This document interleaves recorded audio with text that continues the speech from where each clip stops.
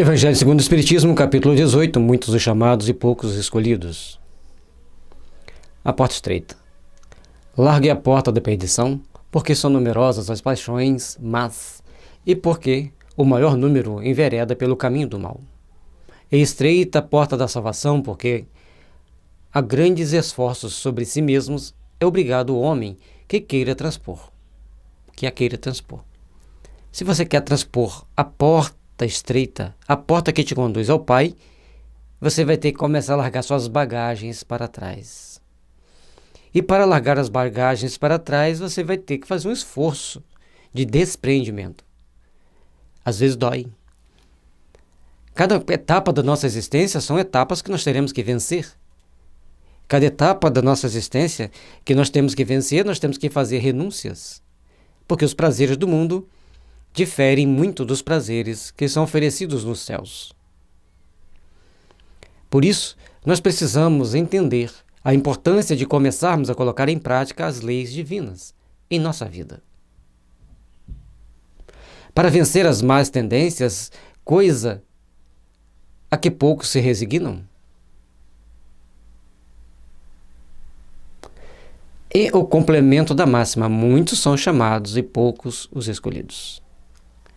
Porque para vencer a nós mesmos, a nossa tendência ao ódio, à vingança, ao mal-estar geral que a gente cria uns com os outros, as tendências negativas fazem necessário fazer grandes transformações, grandes renúncias, grandes reformas íntimas. E a reforma íntima é assim como você reformar uma casa. Você precisará de tomar uma série de providências, tomar uma série de ações para que você realmente tenha aquela reformulação. Da mesma forma, para que você estabeleça seu padrão de reformulação de conceitos de vida, você terá que tomar uma série de ações, uma série de atitudes, para que você tenha que se reformular, para se tornar uma pessoa melhor. Mas o problema é que aquelas nossas tendências antigas sempre estarão nos impulsionando para aquela direção. Ou para outra direção. Para vencermos essa inércia, para vencermos essa força que nos impulsiona para aquele homem velho que ainda carregamos muito conosco, temos que desprender muita perseverança, muita força de vontade, muita leitura do Evangelho, muito estudo espiritualizante para a gente entender, ipsos fatos, que nós devemos seguir por um caminho e não pelo outro. As nossas dificuldades o tempo todo aqui na Terra é para empreendermos essas transformações, para empreendermos essas modificações. Tal estado da humanidade terrena, porque sendo a Terra mundo de expiação, nela predomina o mal. Quando se achar transformada, a estrada do bem será a mais frequentada. Aquelas palavras devem, pois, entender-se em sentido relativo e não em sentido absoluto. Então, quando nós estamos caminhando dentro de um planeta de expiação, tal qual era a época de Jesus, era muito mais pessoas propensas ao mal do que ao bem. Portanto, as sangrentas perseguições contra os cristãos. Depois da vinda de Jesus, a Terra começa a passar em expiação e provas, e algumas pessoas entrando em regeneração. À medida que vai se transformando, as pessoas vão se transformando, os espíritos que habitam a Terra vão se transformando, a Terra vai melhorando também essa categoria, passando de expiação e prova para prova e expiação e regeneração. As provas ficam maiores do que as expiações. Com o advento da doutrina espírita, então a regeneração fica bem mais forte, mas ainda não predomina. Então é prova, expiação e regeneração. A partir de um determinado momento, que não sabemos qual, o mal vai ficando menor. Aí então a prova, regeneração e expiação. A expiação é em menor quantidade. Mas como a gente tem visto determinadas ações dos políticos, as guerras, nós já podemos entender que a expiação vai ser dolorosa da agora para frente. Ou esses espíritos não ficarão mais na Terra. Como falar que vai sair da Terra uma coisa muito pesada, eu acredito que eles passarão por uma expiação bem pesada aqui na Terra. Pessoas que nascerão com deficiência cerebral, com paralisia cerebral, com microencefalia e com tantas outras situações mais complexas para sentir na própria pele o que é causar mal aos outros. Nascerão em regiões onde terão muitas turbulências pelas tempestades, pelos terremotos, pelos maremotos, para que as pessoas comecem a parar para pensar, tem alguma coisa maior do que nós. Porque enquanto nós acharmos que o homem é senhor do mundo, que pode brincar de Deus, ele colherá as expiações.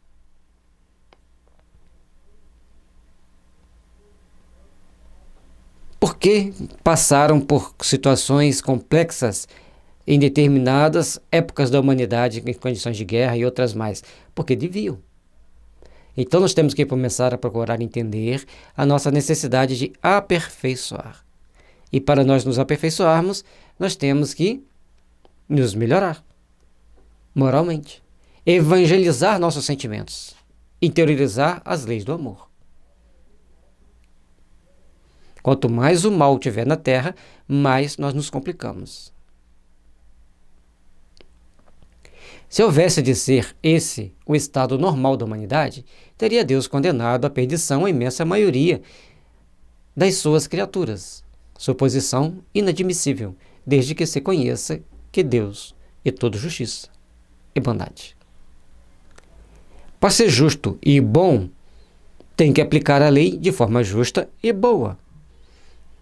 Então ninguém sofre de graça, ninguém sofre por acaso. Nós estamos dentro do processo de reencarnações sucessivas. Ao longo da nossa existência, estamos passando por vários processos de reencarnação, vários processos de aperfeiçoamento íntimo, para podermos, então, estabelecermos a nossa meta de crescimento, estabelecermos a nossa meta de melhoramento íntimo. E todos nós arcaremos com a nossa cota parte naquilo que devemos fazer. E, portanto, temos que lembrar que Emmanuel nos diz que ai daquele que estiver com as mãos vazias na hora do Senhor. Procuremos estar de mãos cheias, e estar de mãos cheias é trabalhar no bem, fazer a caridade, fazer a reforma íntima, saber respeitar os companheiros, saber ajudarmos-nos mutuamente.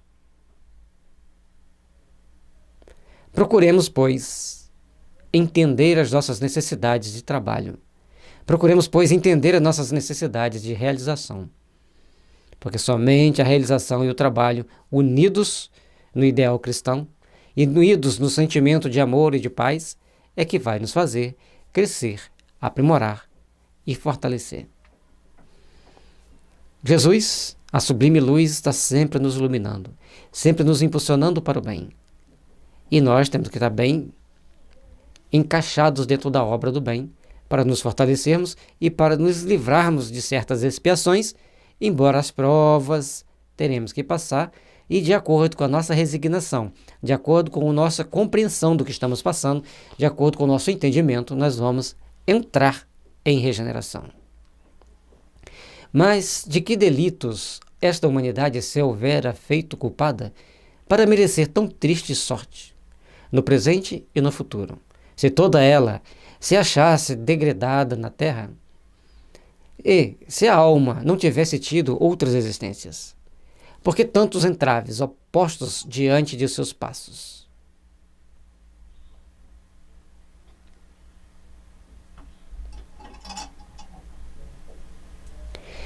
Então, até aquele momento que o Kardec estava escrevendo esses livros, nem luz elétrica praticamente tinha. Então a Terra ainda estava dentro de um primarismo.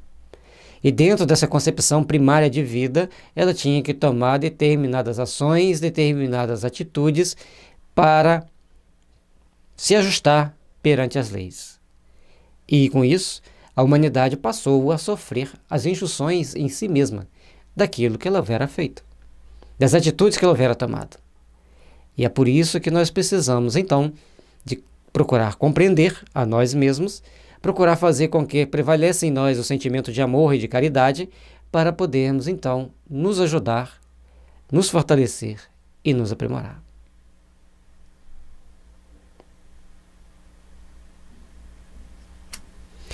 Porque esta porta tão estreita que só há muito pouco é dado transpor, se a sorte da alma é determinada para sempre, logo após a morte.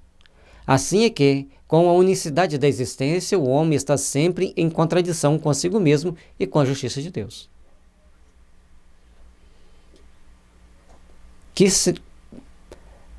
utilidade teria um espírito viver lá na selva amazônica e morrer e nunca mais reencarnar, ficar ou diretamente no inferno ou diretamente ao céu? Com que finalidade?